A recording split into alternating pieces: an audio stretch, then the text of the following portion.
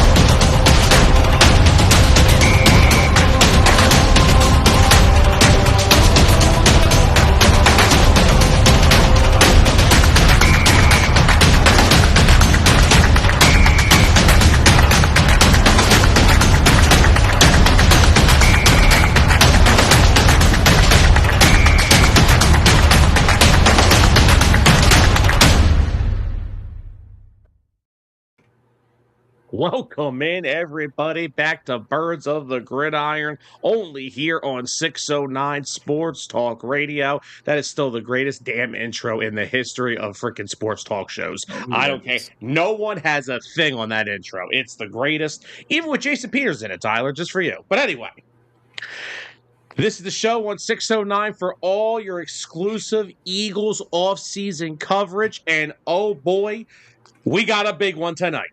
As always, we are your hosts, Sam Nelson, Tyler Adams. Why do we have the same screen? Why is our under-screen name the same? Why could you not have realized this? This is my classic. No, I did realize, and I changed it to the proper formatting that it's supposed to be. I don't know what you did over there with the spaces and all caps. What are you doing? Oh, would you grow up? Would you just grow up and knock it off? I'm tired of you already. We're not even 5 minutes into the damn show. So, look, we have a lot of Eagles talk to go through tonight. There is a ton of stuff to go through. So, last week, we did Eagles stay or go. We talked a lot of Eagles internal free agents, Jalen Phillips, Reed Blankenship, all those guys, Nakobe Dean, Dallas Goedert. We talked about who we think is going to stay, who we think is going to go. We do have a little update on some guys, so we're going to get into that right now in the beginning of the show. Eagles added some more to their coaching staff over the past week. We'll get into that. Tonight, we're going to do Eagles external free agent targets. Who out there on the market that's going to hit that open market on Monday could the Eagles possibly pursue? A lot to take into consideration with the Eagles in free agency. I don't think there's a lot of spending coming next week. No. And I took that into consideration a lot. Now, I was listening to 97.5 The Fanatic. I was listening to Bill Colarulo and Ricky Batalgo today. But Colarulo's calling it, it's going to be like the 2022 season after the Super Bowl.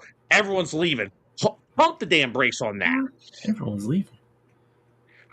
Because they lost. I mean, after the Super Bowl year in 2022, you lost Marcus Epps, you lost Javon Hargrave, you lost a bunch of these guys, and they really didn't answer a lot of the needs, a lot of that position, and that's kind of why 2023 was a struggle because not only was the defense bad, it wasn't well put together. But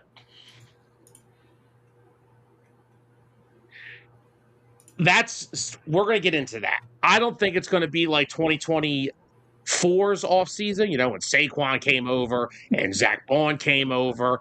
Anthony, what in the world are you putting Anthony? Anthony, first of all, Anthony, what's up, brother? Happy Friday. What in the world are you starting my show off with? Okay, you know what? He may have a point here. So whoever you heard that from, they might be onto something.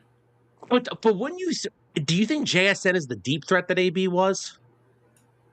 I think so. Okay, I'm just asking. I don't have a. I think JSN may be a better all-purpose route runner than AB. That's where I was going with that. He just might be better than AB in general. And he's over the course of his career, he's just going to surpass everything AB's ever done. But yeah, so Eagles offseason tonight, when we talk about free agents, we're taking into consideration what are the needs that let me explain before we get into it, because we're going to talk about this a little bit later. What I took into consideration was the compensatory draft picks. Are they attached to that player? Another thing I looked into, how do they attack free agency usually? What do they attack in free agency a lot? What do they not attack in free agency a lot? Yeah. Like, I'll spoil this right now. I have no offensive linemen on my list. I don't either. I do, because not I only hate to say it, but they're going to roll with Steve, and they're going to focus on depth. That's fine. But they want long-term solutions there. Yeah. If Tyler Steen's not going to be the guy long-term, because here's the thing, Tyler Steen will be up for a contract next year. So guess what? They're drafting a guard next year. Oh, yeah. Or this year, whichever one you want to take. They're drafting a guard early in this draft because they're not paying Tyler Steen. I'm sorry, they're not doing it. No, they won't. But that's my point. They don't go into free agency a lot with the offensive line. Almost every offensive lineman on this team has been drafted by the Eagles. And honestly, they haven't spent on the offensive line in a while in free agency, probably since Brandon Brooks. Yeah, I think you're right. They haven't. Everyone else is basically homegrown talent. Yeah. Now, how they approach that now with Stoutland not here is going to be interesting, but we'll talk about that closer to draft time. But I want to get into some of the news regarding the Philadelphia Eagles currently going into next week, because there is something, Tyler, that I think is going to reach its boiling point by Sunday night. Because here's the thing. They can't do anything until we figure out what the absolute hell is going on with A.J. Brown. And, you and I were tired of hearing about it. We said if he's here, he's here. If he's not, he's not. And we go from there. This seems like this is reaching a boiling point. Yeah. And the report came out today from Anthony Gargano. The Patriots made an offer. It was a first and third round pick. And Howie said no. The reports are that he wants a first, a second, and a possible player. That's pretty steep. Yeah, but okay, so here's my thing, right? Now, all the other stuff in the middle wasn't there. If DJ Moore is worth a second-round pick, then A.J. Brown is worth a first-round pick.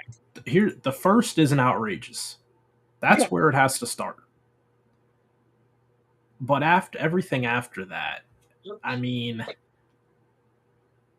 if it's a player and a first, it depends on, you're not going to get, an elite player and a first. It's not going to happen. You might get a guy who could be a rotational backup along with the first round pick. Or you get the first and maybe you find a way to get a fourth or a third. But a third's kind of high too. Oh, yeah, absolutely. I completely agree. And now, Anthony, here, yes, the cap hits the problem. But I think at this point with Howie Roseman he's kind of just saying the cap, it's going to happen. I have to deal with it. Because, let's be real, if the guy doesn't want to be here, the guy doesn't want to be here. There's nothing that you can do about it. Because it holds the team back. You're talking about a team contending for Super Bowls. You need to have every single player on board. Complete team chemistry. If one guy's not bought in, it's going to bring down everyone else. Exactly. So if they want to move A.J. Brown, I said I'm okay with it. I have no issue with it. The problem is, what do they view as a good enough haul for him? That's where we're at here. And Tyler, I don't know where you're at, but I think a first and a third would have been fine. It's first and third or fourth. I think either or may be acceptable. Maybe even a fourth that could turn into a third. Yeah, I was saying, you want to put a condition on the other pick? Fine, do it. But I, for one, just don't see a scenario where they keep saying that they want a Quinnen Williams type return. I don't see where you're getting that. Yeah, this doesn't make sense. So, I, for one, if that is true, I mean, Anthony Gargano's had his pulse on Philly. I mean, he was a former 97.5, the Fanatic guy.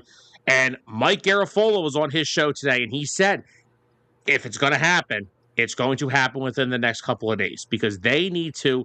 And I want to go back to Anthony's comment about the cap. Anthony, like I said, the cap is the cap. There's no getting around it either way. There's no possible way of getting out of the A.J. Brown cap situation.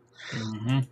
But they want to get this figured out now so they know next week, what are we doing? What are we attacking? Are we getting another wide receiver on the market? Are we trading for one? Howie Roseman cannot do anything else this offseason until they figure out what's going on with A.J. Brown. Because after that, then they can figure everything else out. Yep. But from what it seems like to me, this whole thing is coming to a head.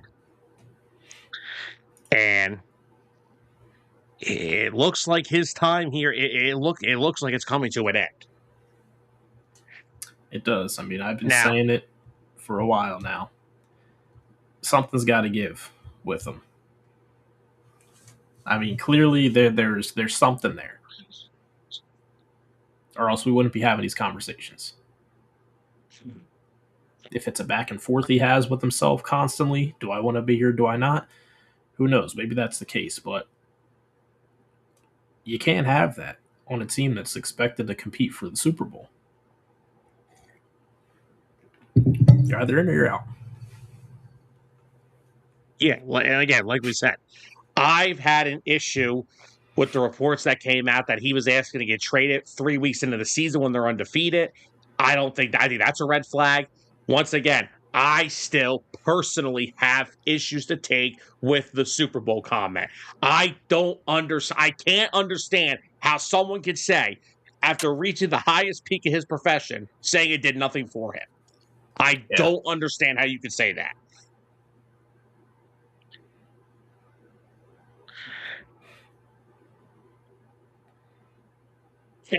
But Anthony, let's just look at that real quick, okay? A.J. Brown, I guess officially wants out of Philly because he'll never. If he would just come out and say he wants out, I actually would be happier. Just tell me you don't want to be here. But let's look at something, right? It's not my agenda is not toward AJ. I love AJ. We know this. But AJ Brown wants out of Philly. Importantly. Stephon Diggs wanted to be traded away from a prime Josh Allen. Antonio Brown wanted to be traded with Ben Roethlisberger. That position is the most diva-riddled position in all football. It is a diva position. I can't. That's why you appreciate the guys like, Larry Fitzgerald. Dude could have asked to be traded his whole career, didn't say a word. Yep. Missed out on possibly winning the Super Bowl with another team because he was loyal. DK Metcalf could have been a Super Bowl champion. Nope, didn't want that. Trade me. Okay. I appreciate the guys like Larry Fitzgerald. And that's why I appreciate guys like Devontae Smith. If there's anybody that could be really upset about this whole situation, it's Devontae Smith. I still think Devontae Smith is a wide receiver one on a good team. You just won't know it because of A.J. Brown being here.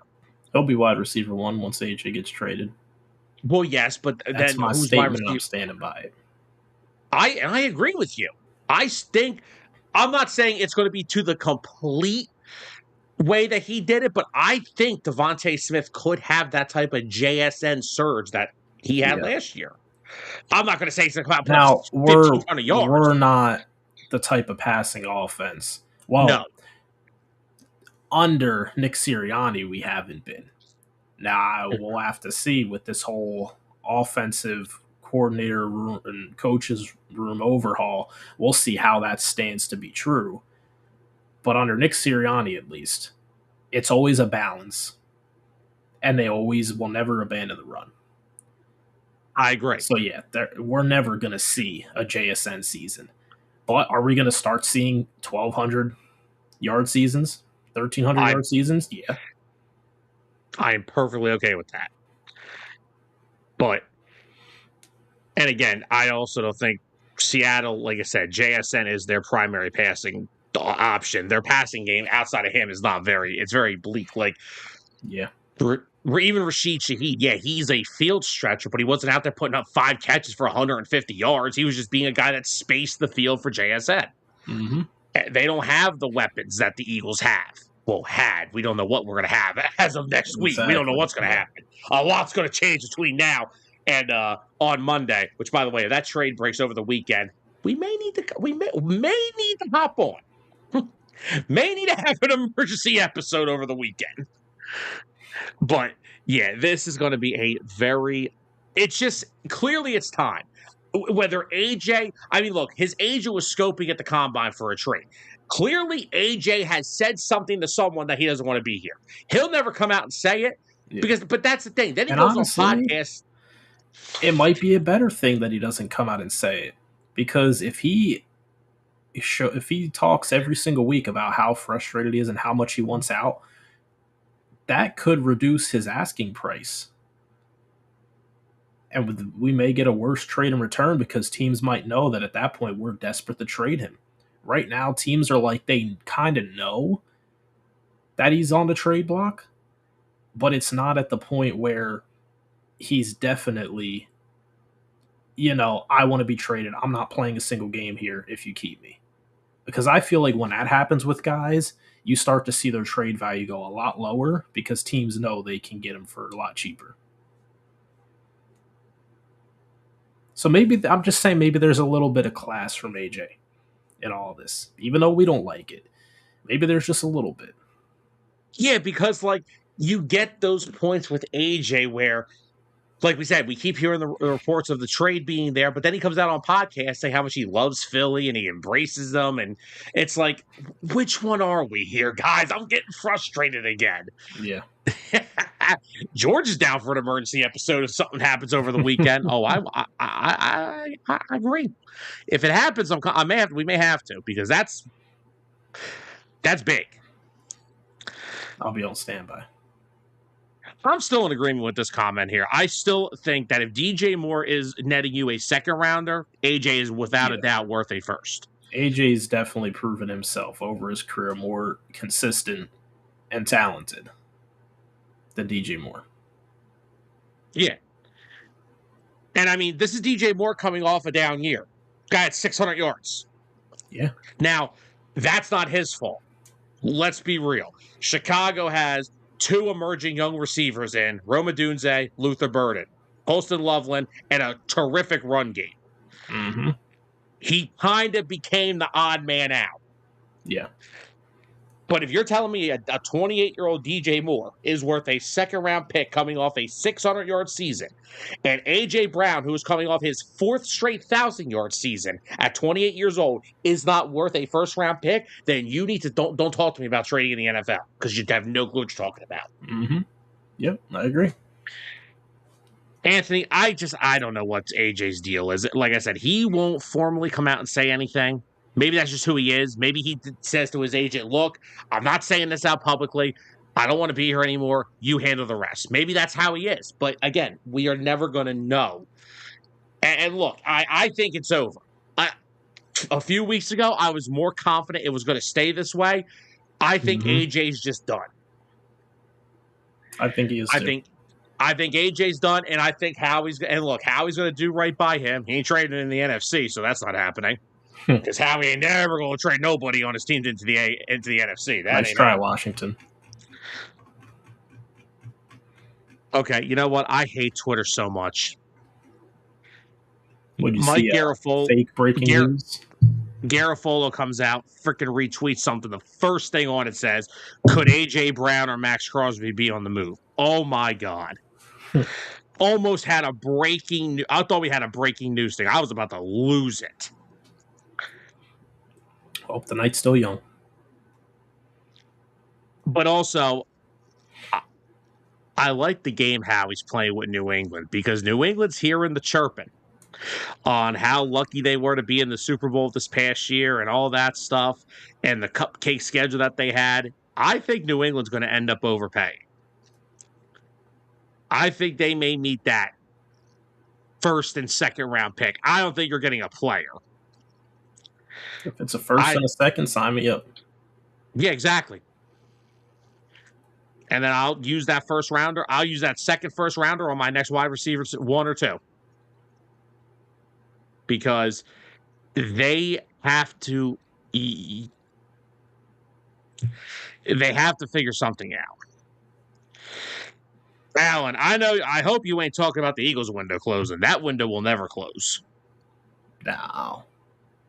As long as Howie Roseman is the GM of the Eagles, that window ain't closing. And if it's referring to New England, that window's definitely not closing. I am not one of those ignorant people that says the Patriots were the luck of the schedule getting to the Super Bowl. No. Did they have some luck along the way? Yes, but who doesn't? But hey, they got bit by it too. They went into the game with Drake May playing at like 75%. They suffered the same fate as all the other teams that they got to beat. Denver with no Bo Nix. I mean, CJ Stroud is just... he's an injury to his team. CJ Stroud's not going to have any excuses left by the time this is over. Anthony, the Max Crosby situation is just... So they send him back Zay Flowers? No, but did you hear the rumor going around today? That the Eagles apparently are now willing to make Jalen Carter available in a Max Crosby trade? Stupidest thing you could ever do. Why would you even speak those words into the world? I didn't do it. I'm not the one that said it. I know not you, but I'm just saying. Whoever said that, why would you even speak such idiocy into the world? I mean, that's just could there be concerns though? I'm not doing it. I don't care. I'm not trading a 24-year-old defensive tackle who's the best player on that side of the football for Max Crosby. And I love Max Crosby, but I'm not trading a top 3 guy at his position for a guy who's probably top 5 at his. Yeah. I like Max, but I'm not giving you Jalen Carter. Never. But the question rises, is there concerns with Jalen Carter? Could there be some stuff there? I'm not saying it's me, but I mean, could there be concerns about his conditioning? He's come out to camp sometimes out of shape. Could there be the off-field stuff, like the crap on the opening play of the freaking season? Could that stuff be a worrisome for that? And like Tyler, he's going to reset that position financially in a year or two. Is there a guy we want to have? As long as he doesn't go too far out of the way, as long as he doesn't go backwards in regards to maturity. And that's the point I'm trying to make here. I'm not doing it. But are they? I mean, we saw the thing earlier. Remember, Micah came out and said, they were trading me to Philly, even Jalen Carter was in the deal. I don't know how much of that I believe out of Micah Parsons' mouth, because Micah Parsons has diarrhea of his mouth. He doesn't know when to stop talking.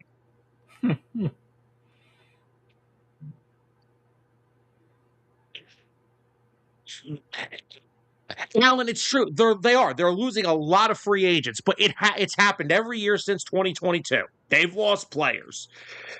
But this is the team they've become. The Eagles used to be a team that had to go out and dominate free agency to get a Super Bowl window.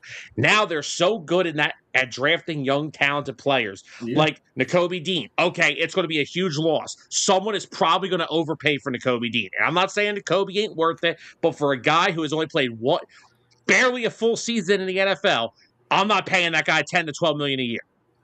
Yeah, well, we also saw the same sentiment happen with Special Jordan Hicks. And I exactly. think he went on to have a pretty healthy rest of his career, which was it was nice to see, but as an Eagles fan who loved him so much, it was hard to see. You want to answer the second part of this question? I want to ignore the second part of the question. No, well, where are we starting at? Which part are we starting at? Oh, we can start with the Jalen Hurts thing. There's nothing wrong with Jalen Hurts. Well, first off, Alan, here's the problem. Jalen Hurts isn't the future. He's the present. He is the present. So you're right. Maybe in another, 5 years, he's not. But that's the future. Right now, he's my franchise quarterback who's won a Super Bowl, played outstanding in 2 Super Bowls, Super Bowl MVP, and he's easily a top 10 quarterback in the league. There's not many other guys that I would want on the Philadelphia Eagles than Jalen Hurts. There's only a select few.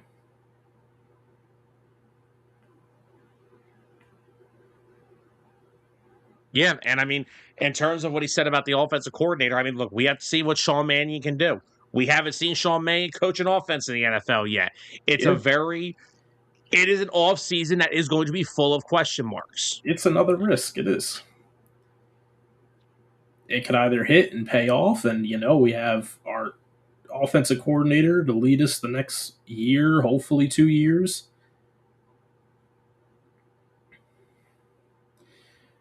George, he's not washed.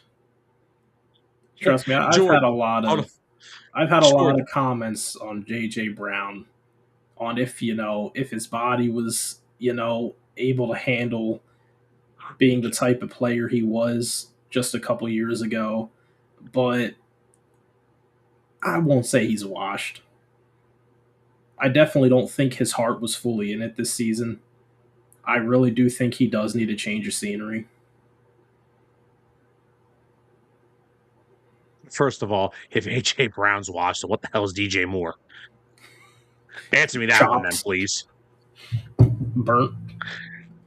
All right, Alan, my first thing here with this comment is I don't think Lamar Jackson is the biggest reason that the Ravens have not gotten over the hump. I think the Ravens front office is the biggest reason why the Ravens haven't gotten over the hump because they've done nothing to fix that offense in years.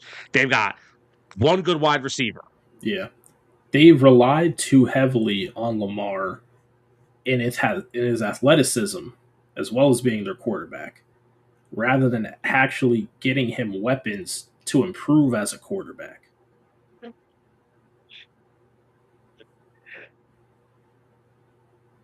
And now moving on to our last little bit of news heading into free agency. We've talked a little bit about the A.J. Brown situation. We've talked about I'm not addressing the Jalen Carter in the trade for Max Crosby anymore. I think that's the dumbest thing ever. The point of getting Max Crosby is to pair him with Jalen Carter. According to a report that came from Matthew Berry earlier this week, Dallas Goedert is definitely moving on from the Eagles this offseason.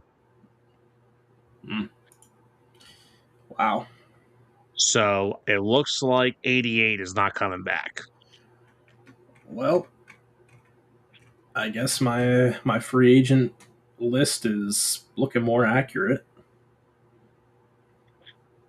Yeah, I mean, I kind of expected it. I mean, he had to take a pay cut last year to come back. Yeah. Honestly, he's going to be the highest paid tight end this year. You think so? I think so. I'm trying to think who else. I mean, I know Njoku's out there. He's not going to get more than him. Who else is free? I keep hearing that name. I keep hearing that around the Eagles. Dear God, no. Well, Travis Kelce's a free agent. Did he confirm if he was He is retiring or he's made history. He's the first free agent that's not a free agent. Are you out of your mind? is he going to retire? Did he ever come out and say that he wants to play next season? Hold on. George, let me break some news for you real quick. In terms of up here, maybe a little. On the field, AJ's always been better than DK Metcalf. Yeah. AJ's got new scenery going from the Titans to the Eagles, so what's the team? Yeah, and George, that's the thing. Like, people continue to say that AJ cares about having a consistent passing offense. I am the one that still continues to push. Cares about having the ball thrown to him almost every play. Yes. There's a difference.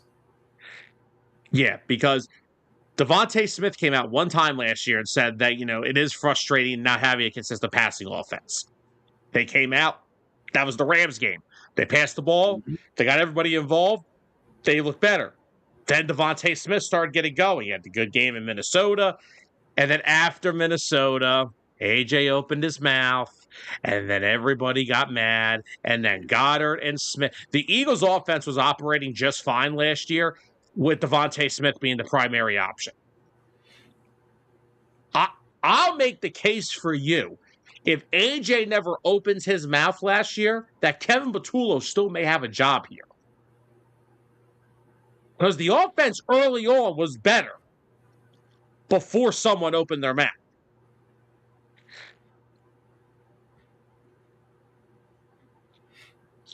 Sam, I'm going to let you address the comment of, is Jalen Hurts not hungry enough anymore?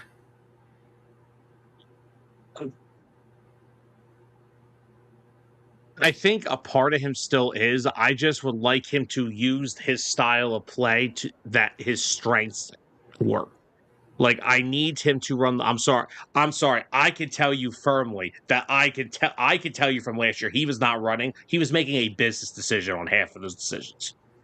It was not because there was nothing there. He was making business calls.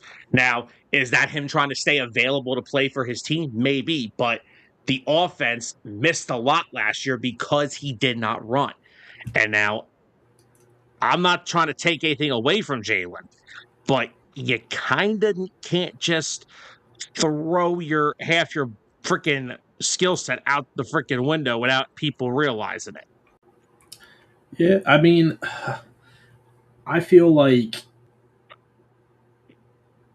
it definitely seemed like I get what you're saying, but I think it was more of him trying to stay available to give this team a chance rather than going out there and risking on a lot of scrambles.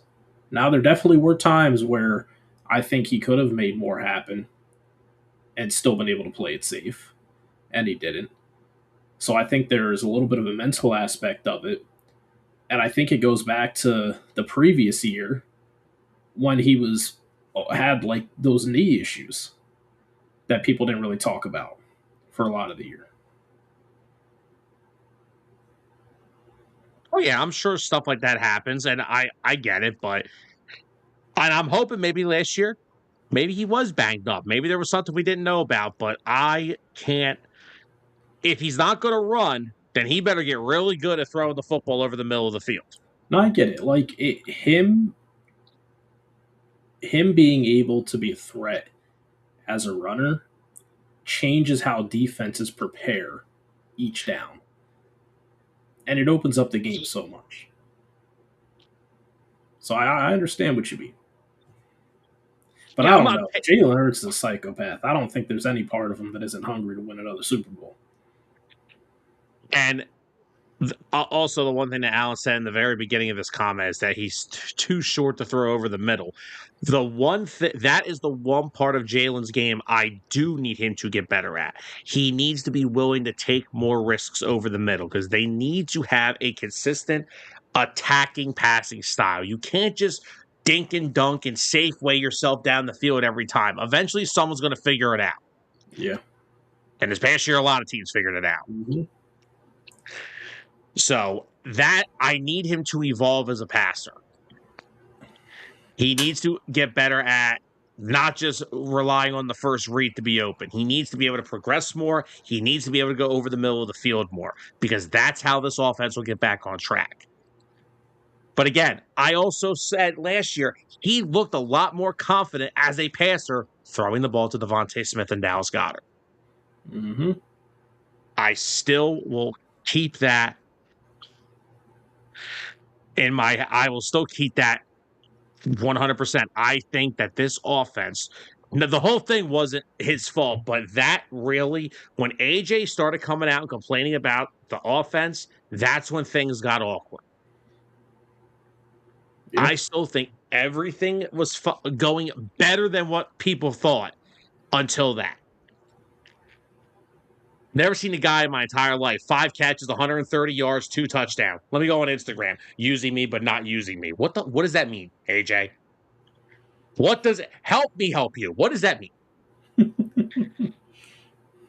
That means I need 15 targets a game. I'm going to drop 4 of them, so I'll finish with 11 catches. Yeah.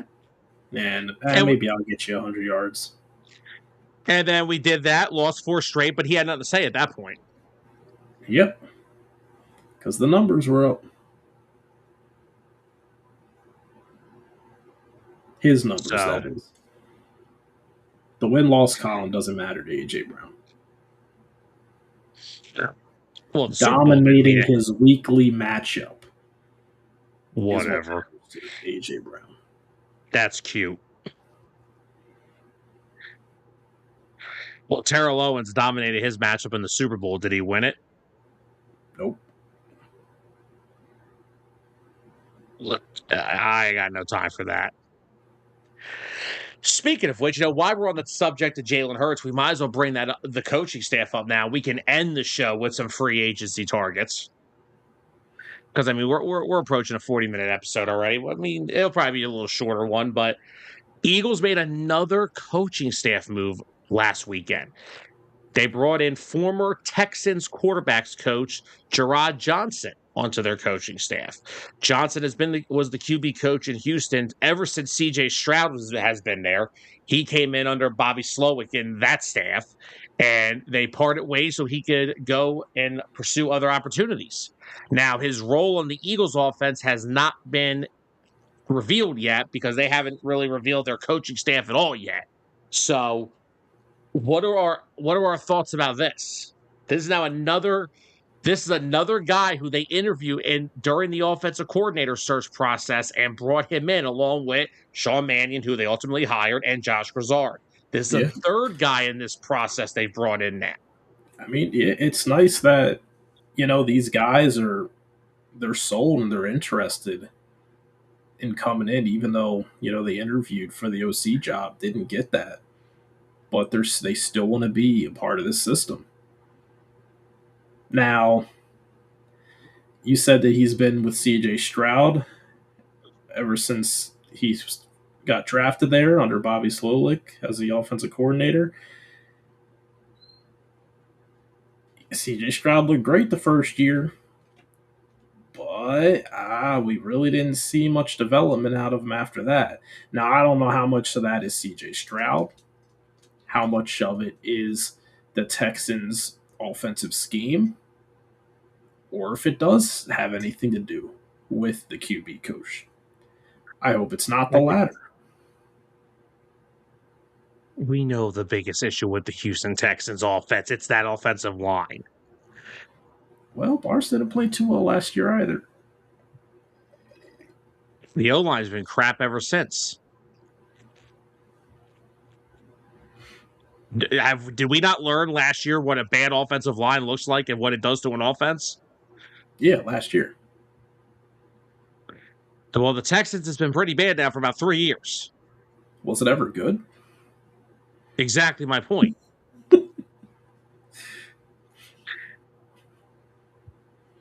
Clint, they are not. If they sign David Njoku, I may throw up. No. I got someone. I got 2 someones. 2 someones? Yeah, I got 2 free agent tight. I got 2 free agent tight ends that I have my eyes on. And neither of them are David Njoku, so that's the one good thing. Travis Kelce. But no, yeah, sure. Jason's coming out of retirement too. Yeah, he is to come back and play. Yeah. But the one thing I look at with Jerrod Johnson that I like about him is this is the guy that interviewed for the Eagles offensive coordinator job in 2022 when they lost Shane Steichen. He interviewed, I believe, again last year before they hired Kellen Moore. And he interviewed again this year. So clearly he has been eyeing to possibly come here for a bit now. So for all the people that say people don't want to coach, the rumors that were going around that no one wants to coach Jalen, well, this guy does. Yeah, clearly if he's interviewed like 3 years in a row. So, like I said, we don't know his role on this staff yet. They haven't really come out and put together their staff's roles yet. They haven't announced anything, but I'm sure it's something along the line that's going to be maybe the assistant quarterback's coach because Parks Frazier is going to be the quarterback's coach.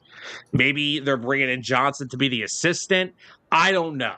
We have to wait and see when they announce all that, but it's definitely not another young offensive mind that's been he's well regarded around the league still, regardless of what happened in Houston.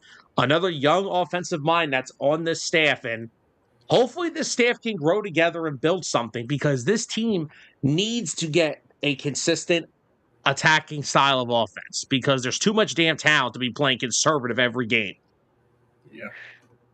So, and I'll tell you now, if it's still the same conservative crap next year, well, then guess what? Someone's going, either the coach or the quarterback. Because whoever's idea it is to play conservative, Jeffrey and Howie don't play that game. Yep. Time to go. So we'll have to wait and see.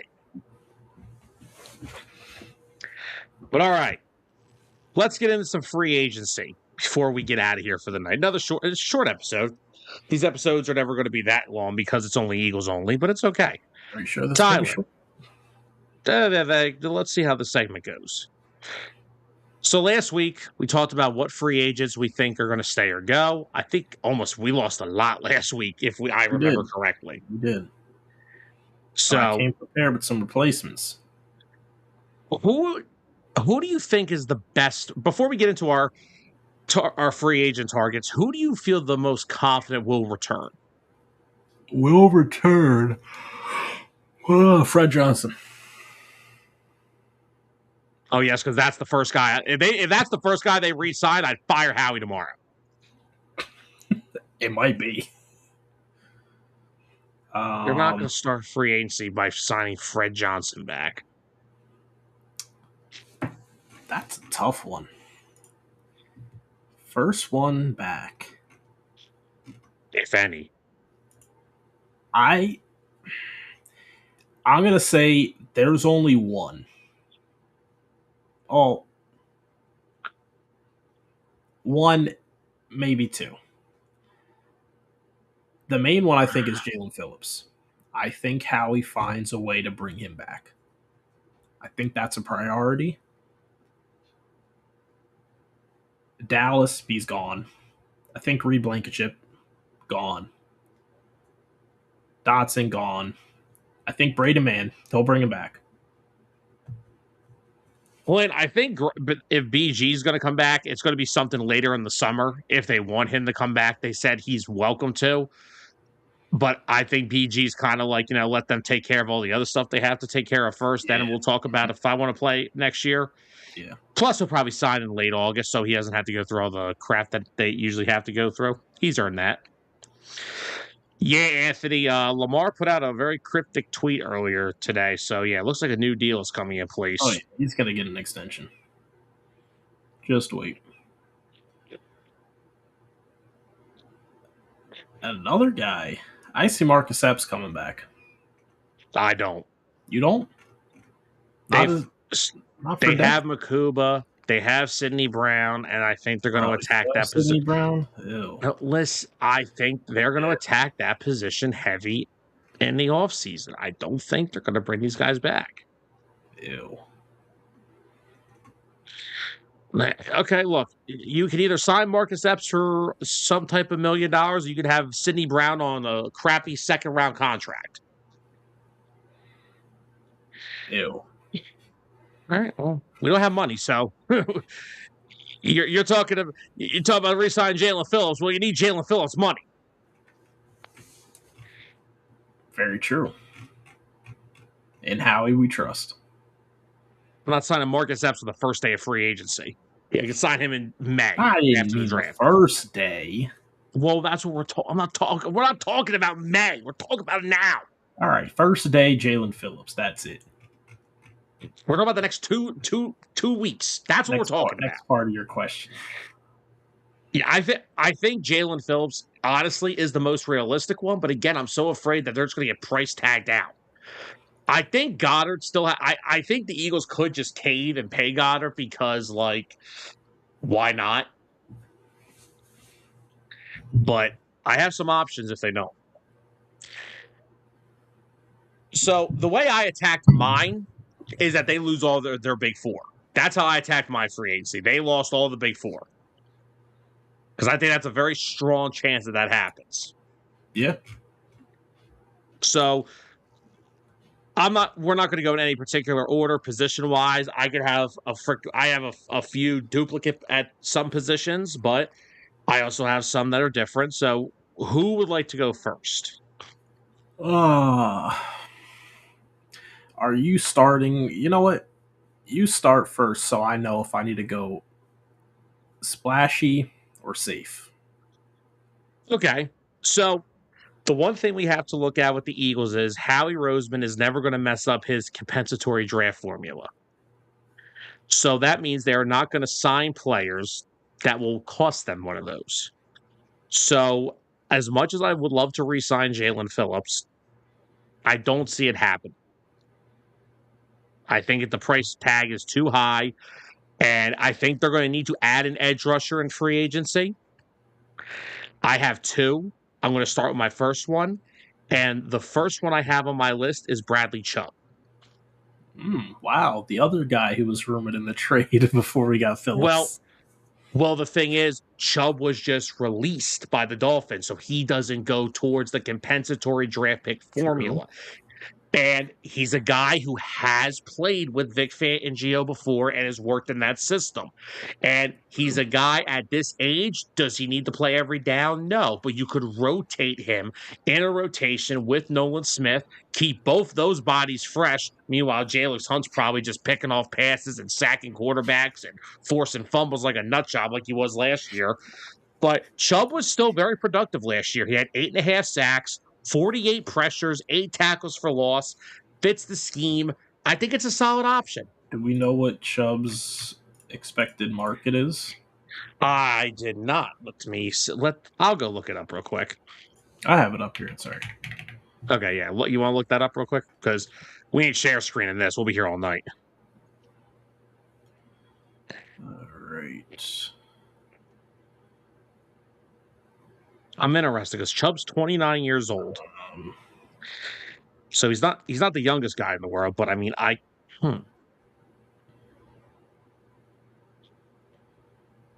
That's very interesting. I'm actually very interested to see what his possible market could be, because I think at this point in his career, he is towards more of that rotational type player. I just think he was released. So he may not be on there yet. Yeah, I'm not too sure. Either way, we'll look it up later. But he was released by Miami on February the 16th. Okay. So Bradley Chubb is somebody I would definitely have interest in. Would you like to give your first, or are you going to be hell-bent on? Because I'm going to counter your Bradley Chubb with Clavon Chason. I don't know how it's going Calavian Chasian. That's who you're going with? Okay. Yeah. A guy who's bounced around a couple of years on some one-year deals after playing his 4 years at Jacksonville. Last year's career high 7.5 sacks with the Patriots. Get him on a D-line with Jordan Davis, Jalen Carter, Nolan Smith. Yeah, and Jalen Hunt. I'd like to see what he could do.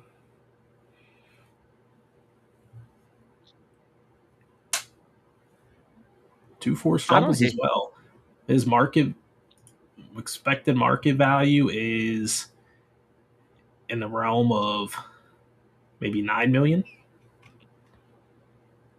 Okay. Kind of sucks because he signed a 1-year deal for $3 million with the Patriots. But when you have 7.5 sacks, career best, might go up a little bit.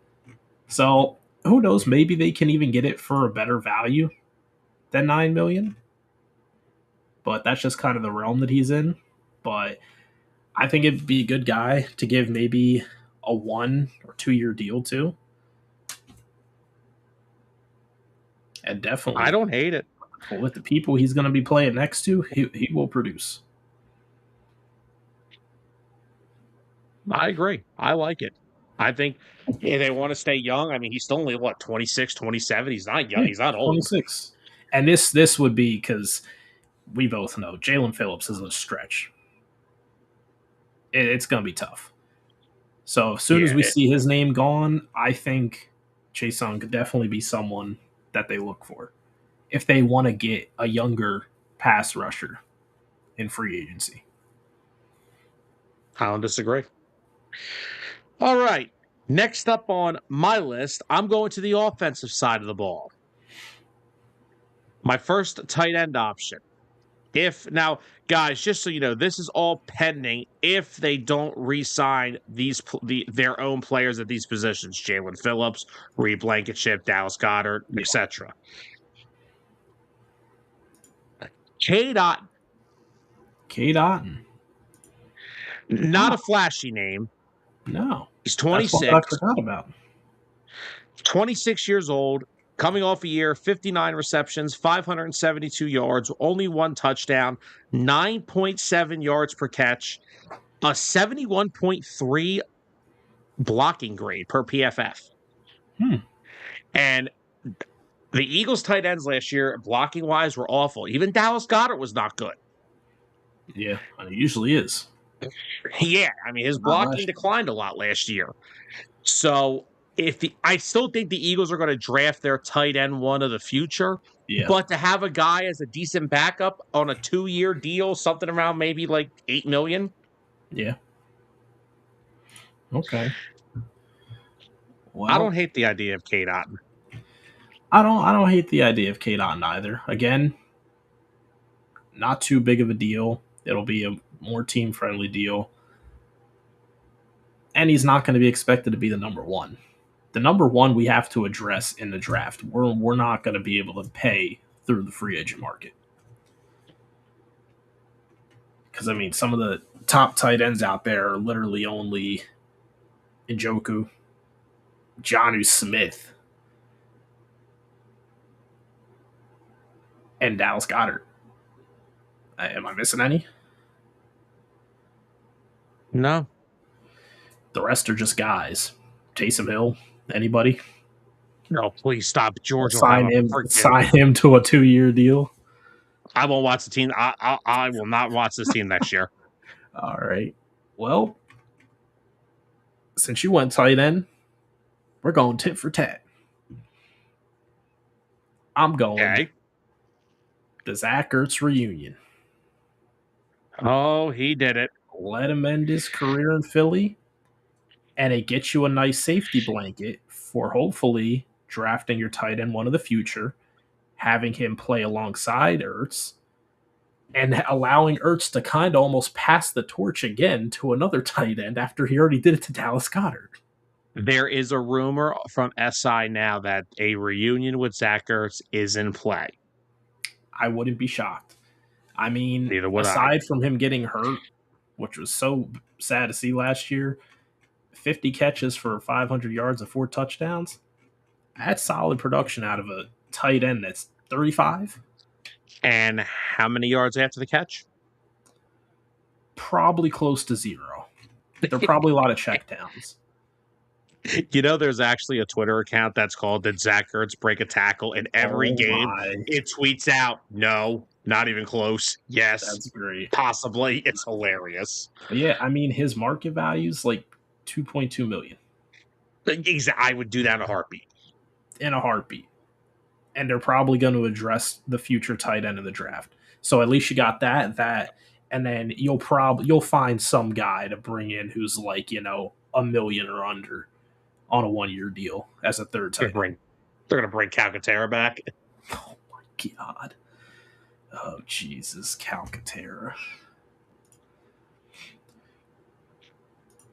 But yeah, I like the prospect of Zach Ertz reunion.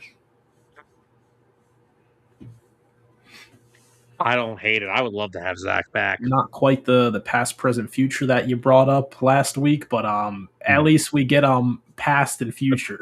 We're kind of skipping present. We'll just bring Calcaterra back for a year. Oh my God, it'll be the present. Yikes. The present that I don't want to be giving. All right, I'm going to go back onto the defensive side of the ball. I'm going to go back to the edge rusher position for my next one. I'm going Adafi Owe, who last year was with Baltimore, was traded to the Chargers. When he went to the Chargers, he had a very productive year. 7.5 sacks, 47 pressures, 9 tackles for loss. Another guy in that edge rusher room that fits the system as a stand-up edge. He's 27. He's still young. He could fit in again as a rotational pass rusher to help out, take some snaps off of Nolan Smith, Jalix Hunt. I just think it's another very solid player that they could look at and just potentially market value on him. Yeah, good luck spelling his name. Oh, I know how it's spelled. I play Madden.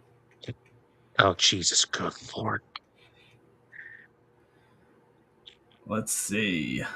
Market value.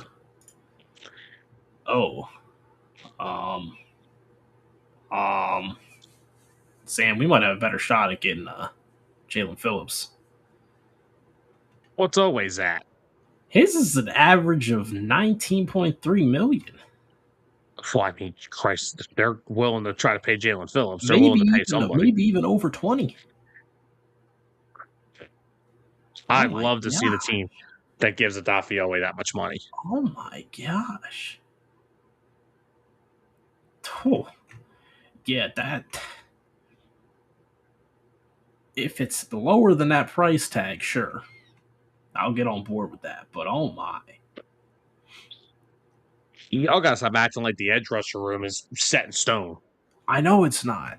I'm spending big on that room because that room is not as set as people think. You're right. But I mean, does it need double dipping though like that? Well, if you re-sign Jalen Phillips, then no, I'm not going to sign Adafi Owe. But no, what if we? Because I know you brought up Bradley Chubb. No. Oh, is this just like a one or the other kind of thing? Yeah, okay. One or the other. I'm not bringing in two. Gotcha. Okay. I think for the double. I think they're going to bring in two. I think they're going to draft one because this is a heavy edge rusher draft coming up. Oh yeah, they always draft an edge rusher. They always do. Yeah, how did Antoine Powell-Ryland go last year? Oh, brother. Hey, he was an extreme developmental piece. All right.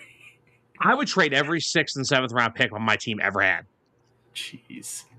I mean, did he ever even get a chance to get on the field? Did you remember the edge rusher room during training camp? It wasn't like he had much to beat out. Yeah. Fair enough. But, all right, what do you got up next? So, I'm going to hit you with a shocker that you might not even have thought about. I don't envision Reed Blankenship returning, but I see us getting a nice little deal for Andre Sisco. Safety. I had him on this list, and I took him off, too. I kind of like the prospect of it. I mean, let me just preface this with he had a bad year with the Jets. That's all you need to know. That's the story of every player since 2011. And he only played 8 games, so he actually got lucky. Mm-hmm. But looking at his time in Jacksonville, a guy that can make plays, intercept the football, deflect the football away, and tackle. I wouldn't mind if they brought him in to start next to Makuba. and he might only command you like $3.5 million a year.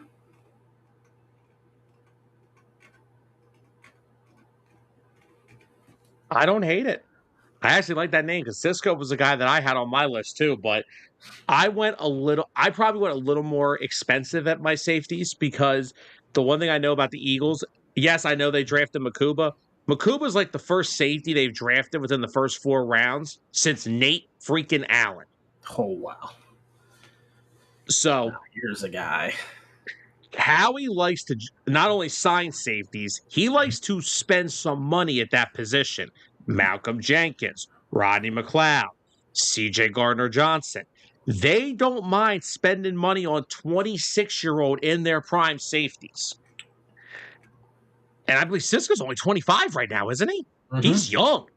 He is. So I went with I have 2 safeties still. I have 3 more players on mine. I did a 6th player. Yes, I'm a dork, I know. But my first safety that I went Geno Stone from the Bengals. Yes, I understand the Bengals. But I considered it. 104 tackles last year. He had 2 interceptions. He has 13 interceptions since 2023. And the Eagles value safeties that take the football away. GJ had 6 in both years here. And now he's not the greatest against the run. But in this defense, they don't need him to be. In Vic Fangio's system, the safety is the last line of defense. They need to be able to command the back end of that defense and be able to cover a lot of ground in that defensive backfield. And I think Geno Stone is a really good, solid fit next to Andrew Makuba. You know, I like that name. I want to actually check out his market value. But yeah, like I said, I think both my safeties are going to have high market values, but like I said, Howie Roseman is willing.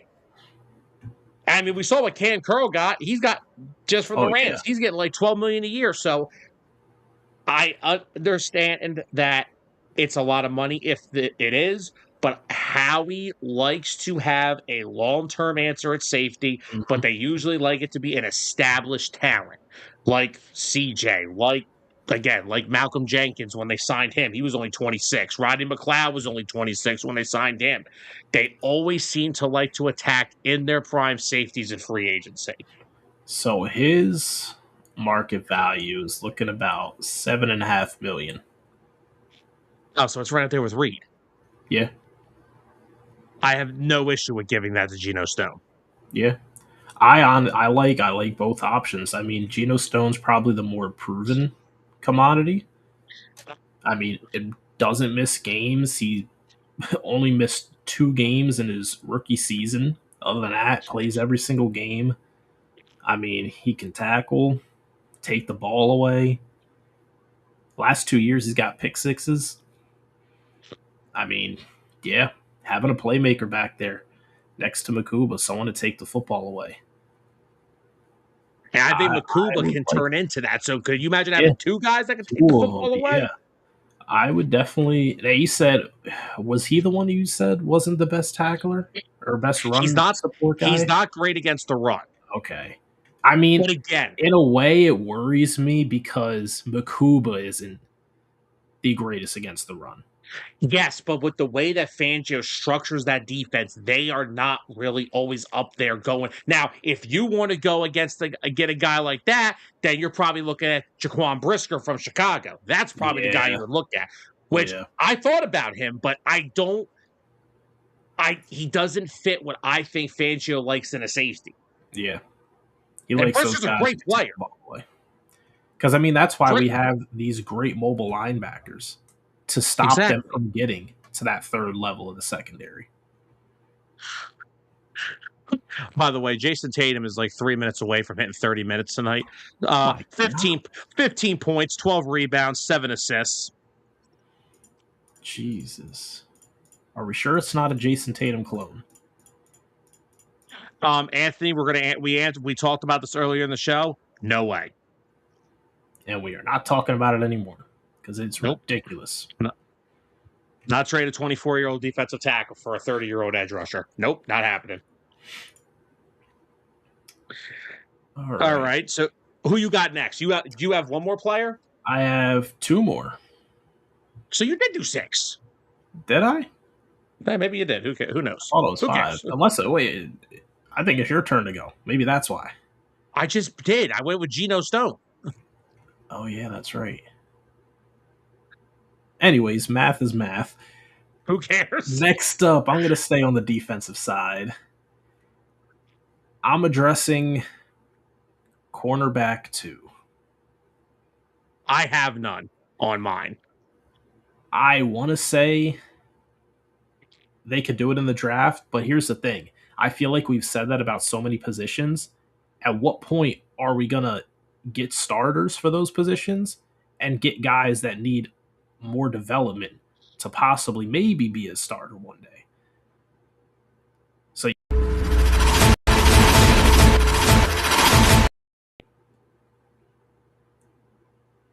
The Las Vegas Raiders have agreed to trade 5-time Pro Bowl defensive end Max Crosby to the Baltimore Ravens. oh man, they did it. In exchange for a 2026 and 2027 first round picks. Ooh. 2 firsts for Crosby.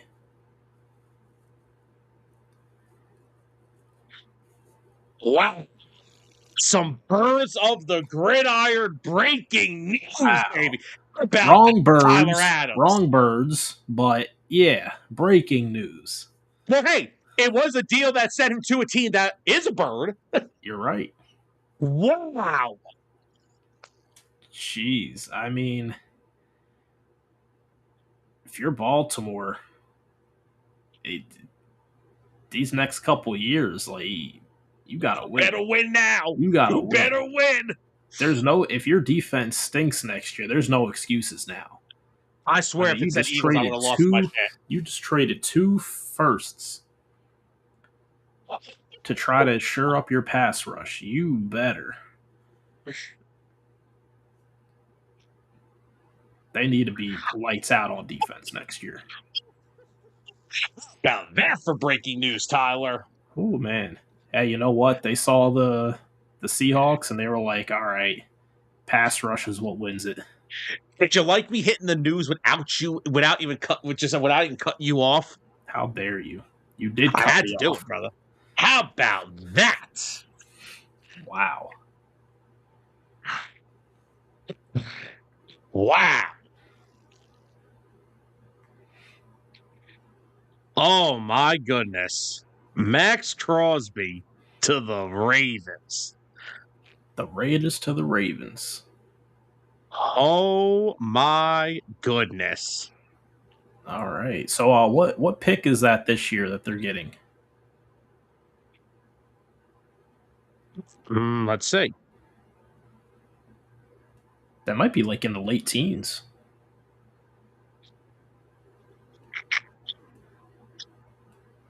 Okay, here we go.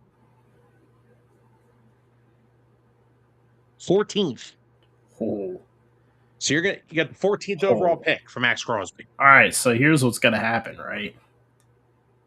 They're taking Mendoza. And at 14, they're taking best offensive lineman available. About that. Per Tom Pelissero, the Cowboys also made a strong push to land Crosby, but it was the Ravens who stepped up with 2 first-round picks. Oh, thank you, God. Thank you, Jerry, for being a stingy old man. Yeah, I don't need Christian Parker getting Max Crosby. Oh, man. No, especially not with freaking Quinnen Williams and Clark. Wow. How about that? All right. Well, there's one saga complete. Well, Jalen Carter's not going anywhere. Yep. Because that's going to be 4 first rounds. Wow. All right. Now we're waiting for the AJ trade. Okay. Locked in. Lord help us. Lord help them if the Ravens stink next year. That's what I'm saying. If their defense doesn't improve, because, I mean, their offense struggled, but their defense was a shadow of itself last year. I'm stunned. I can't. I'm so happy that we got to break that news. That's great. Hey, I told you. The night was still young. Anything could happen. Anyway, Eagles cornerback 2. Eagles cornerback 2. I don't think this is one of the ones where they can address in the draft to get a day 1 number 2 starter on the outside. I think it's something they need to work for. Explain to me why you disagree first, Sam. I think this is a loaded class of corners. Loaded as in what round do you see them getting a guy who can immediately start outside next to him? Round 2 or 3? Round 2 or 3. You realize we still want to look for tight end. Okay. I think if we wait past the second round for tight end, we miss out.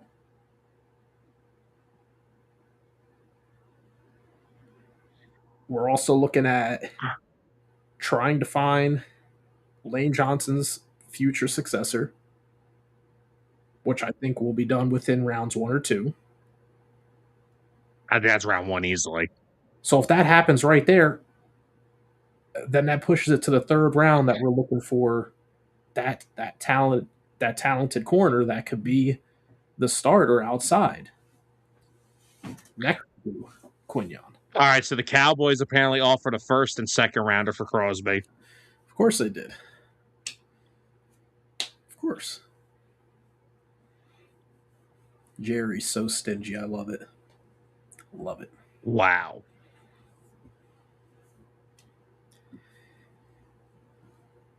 But for my free agent acquisition to replace Adoree Jackson, I'm going with Marshawn Lattimore.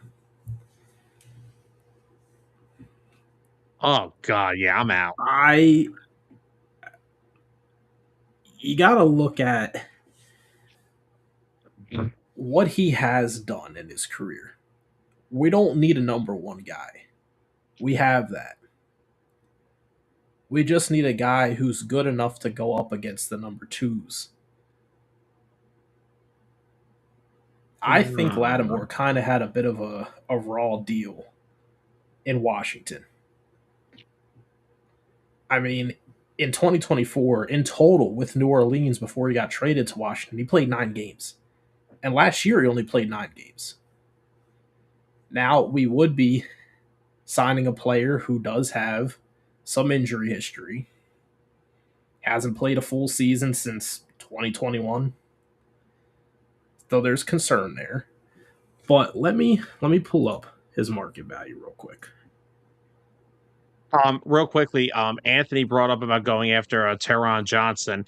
Anthony, the only issue with Johnson, he was Buffalo's primarily their slot corner, and the Eagles have already said that Cooper DeJean is not moving out of that nickel position. So, yeah, Johnson's not a terrible name, but I don't like the fit. It's not a terrible idea, but the fit's not there because of Cooper DeJean. I may have talked myself out of Marshawn Lattimore because I just looked at his market value. If he gets anywhere near $8.5 million, I'd rather bring Adoree back at that point. Yeah, exactly. I'd rather bring Adoree Jackson back for 1 more year at that point. So that hinges on how much he does actually command. I feel like it's not going to be that much because, like I just said, he hasn't played a full season since 2021. Over the last 2 years combined, he's played 1 season. I mean, how is that going to get you $8.5 million? Just based off your name?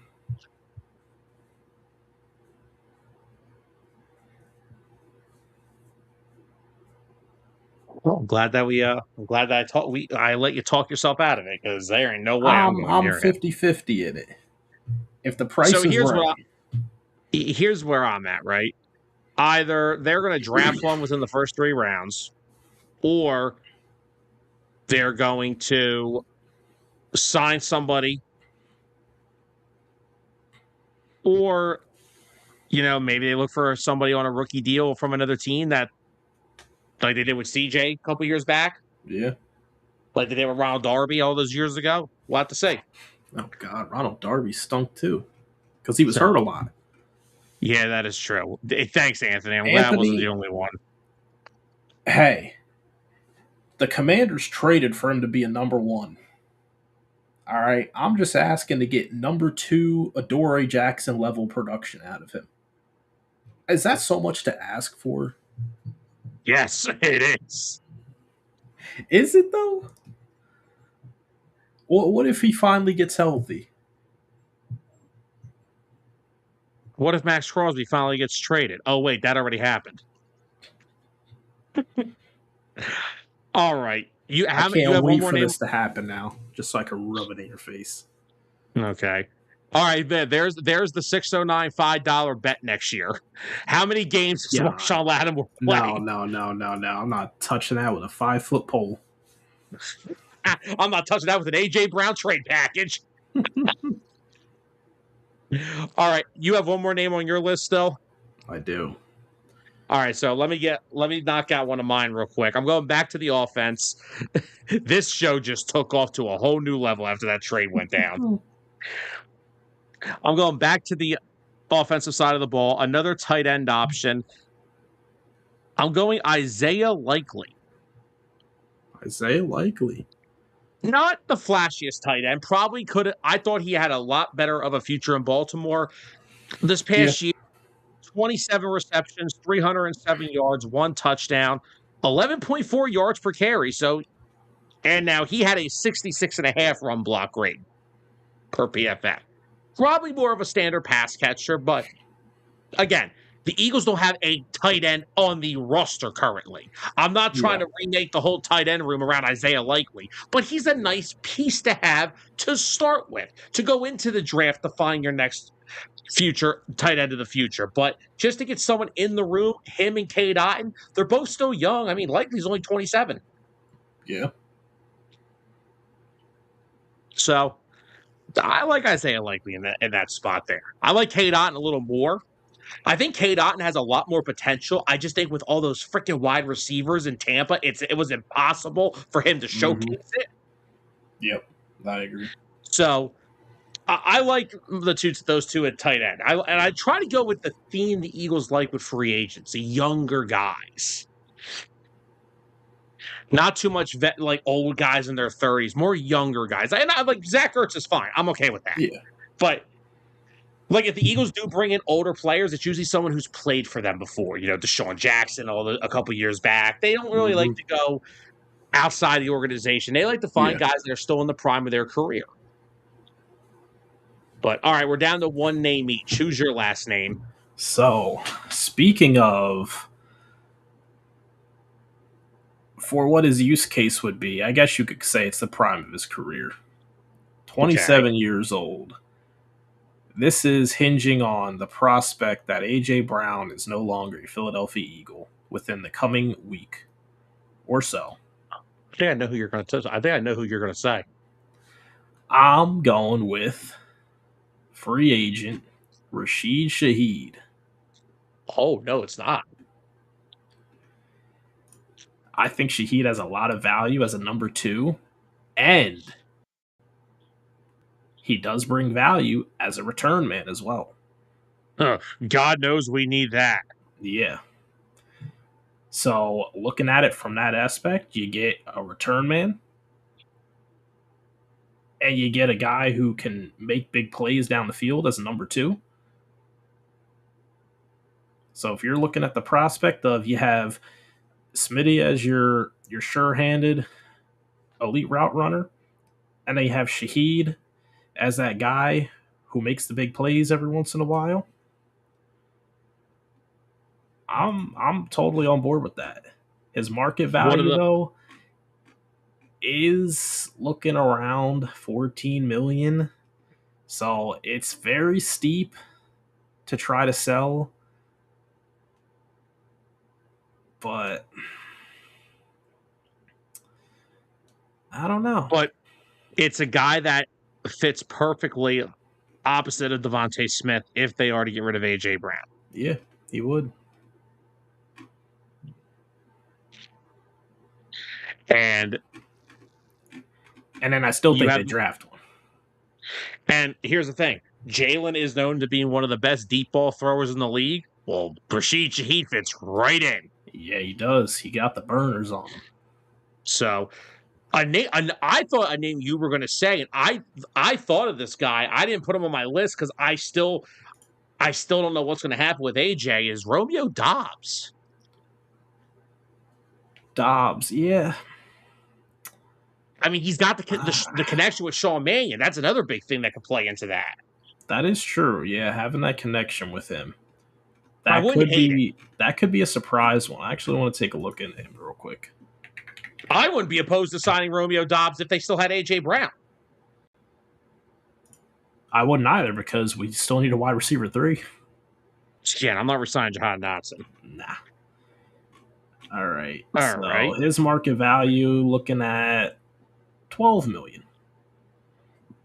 Okay. Not too bad. Not too bad for a guy who's, 24, 25. Yeah. 700 yards last year.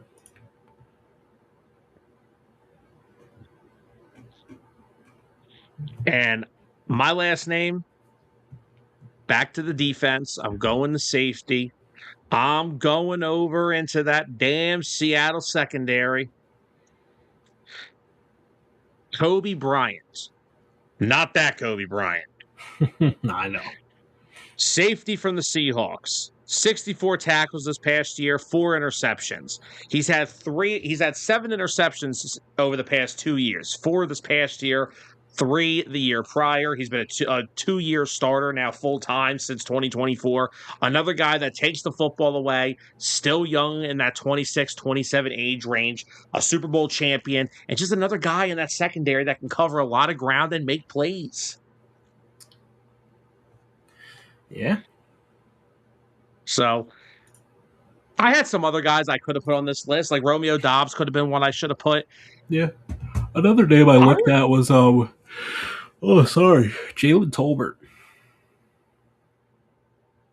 Probably a cheaper option.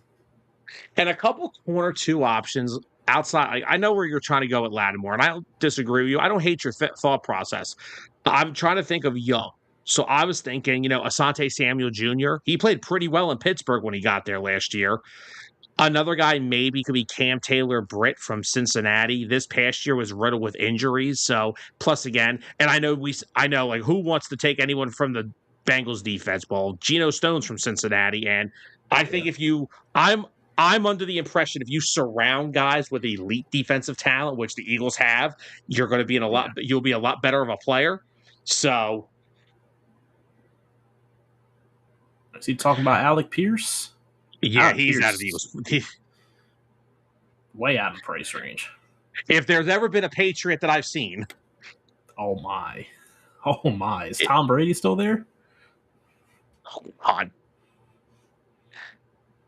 But that is our Eagles targets. Well, Tyler, outside of that, this was a hell of a show.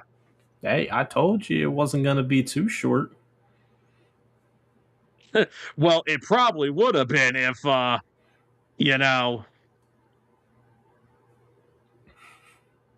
some things didn't happen. True.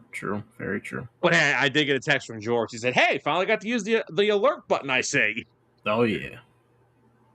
Max Crosby is a Baltimore Raven. Oh, Monday's going to be fun. Man. Week 1 NFL is going to be fun. Can we get to the let the offseason? I know. We got stuff to do, Sam. Let me dream, okay? All right, guys. So I think, Tyler, do you have anything else you want to add for tonight? That's all I got besides go Birds. All right.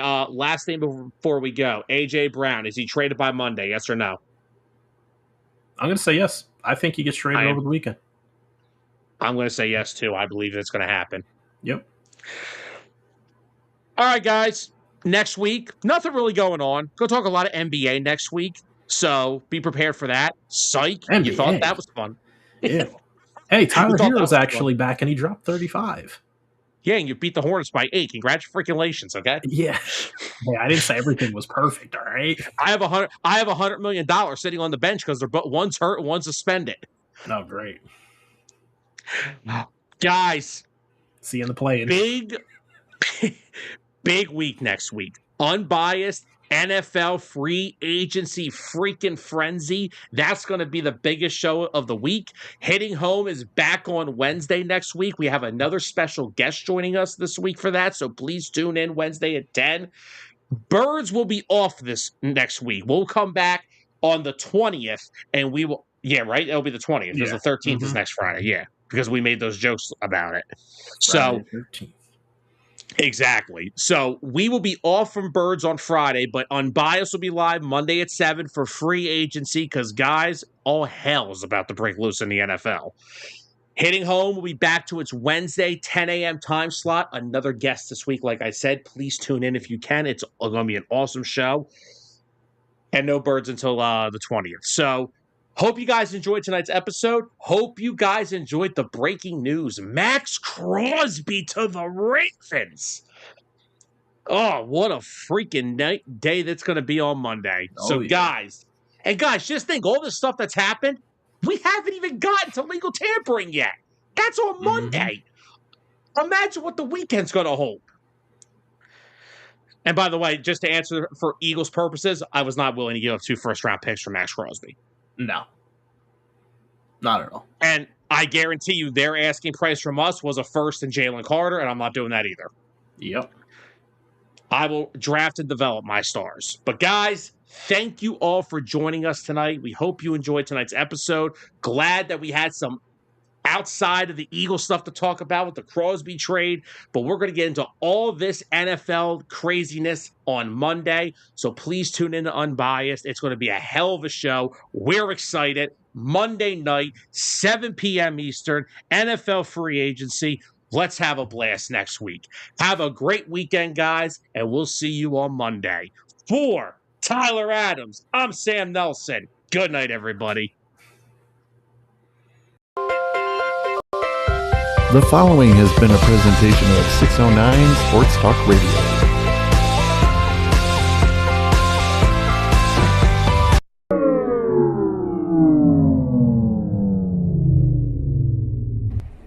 Sam, what did you do?